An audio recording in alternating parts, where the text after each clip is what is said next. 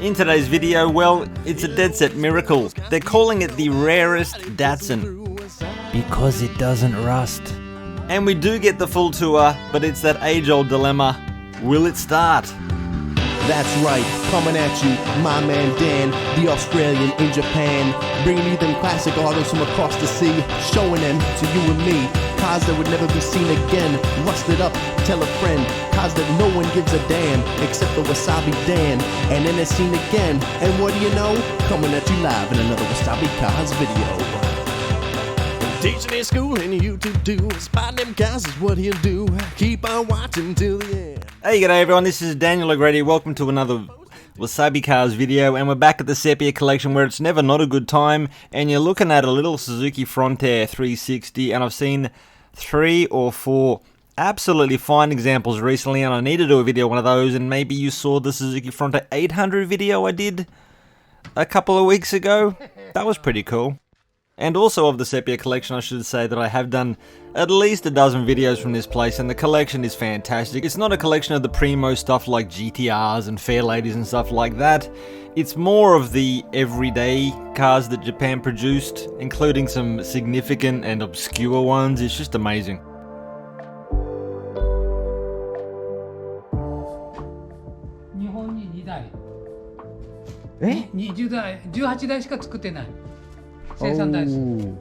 Now that fella right there is Matsuzaki Shacho of the Sepia collection. The collection is viewable to the public, of course, and you can visit if you're in Fukuoka. Anyone traveling to Japan at the moment? Nah. Yeah, but when you do come to Japan, you can check it out. And he was just saying that the Sports 1000 S211s, that 20 were produced, and then he kind of backtracked and he went, oh, actually, it's believed that only 18 were produced, and of those, just 2 remain in the whole wide world. You got this one right here, and I'm going to speculate that the other surviving example is in Nissan's own Heritage Museum at wherever the heck that is. I've never been.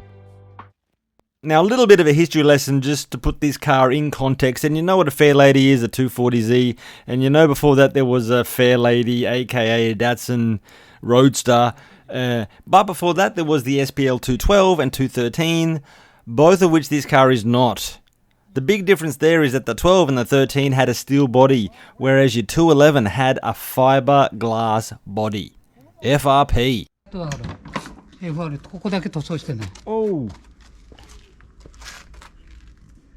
Wow.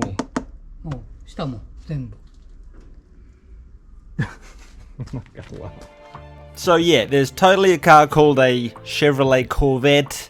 Perhaps you've heard of it. Fiberglass body. No doubt there was some influence there.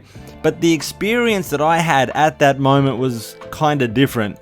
Seeing the tub of it, holding the door, looking at the floor. It kind of was like, you know, those side-by-side 2-seater paddle boats that you see out on the lake. It really had a dinghy feel to it. And I'm just going to have to ask someone with experience with a first-generation Corvette if it was the same for them.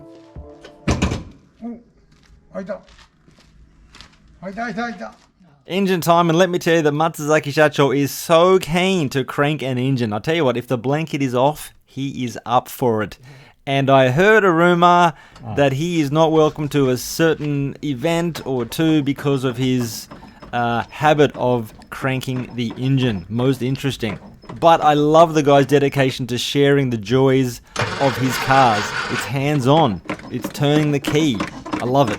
But, and I did pose the question earlier, does he start the engine? Or does he require use of the blue pill? That's awkward.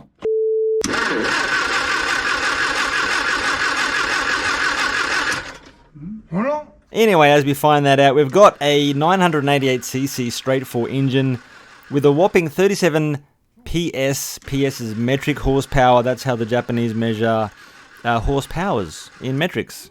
And that engine is backed by a 4-speed manual.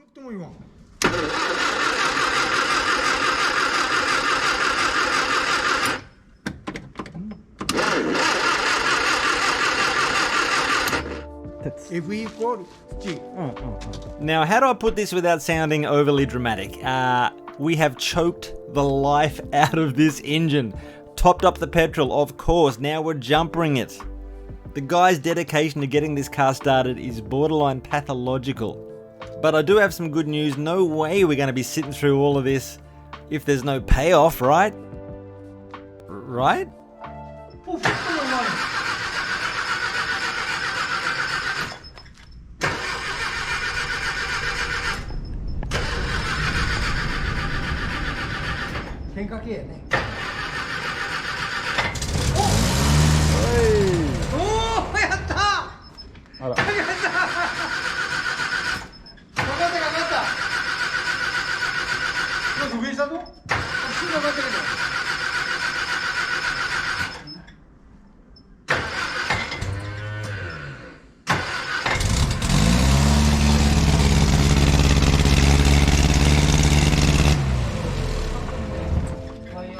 Everyone, thank you all. And also a special shout out to the pizza loving Switzerland living in Frederick. Hope you're doing well.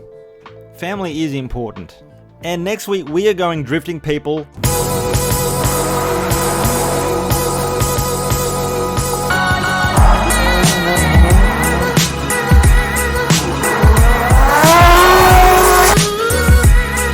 I am super keen to see how that video turns out. I do hope you join me for it, and until then, take it easy. Goodbye.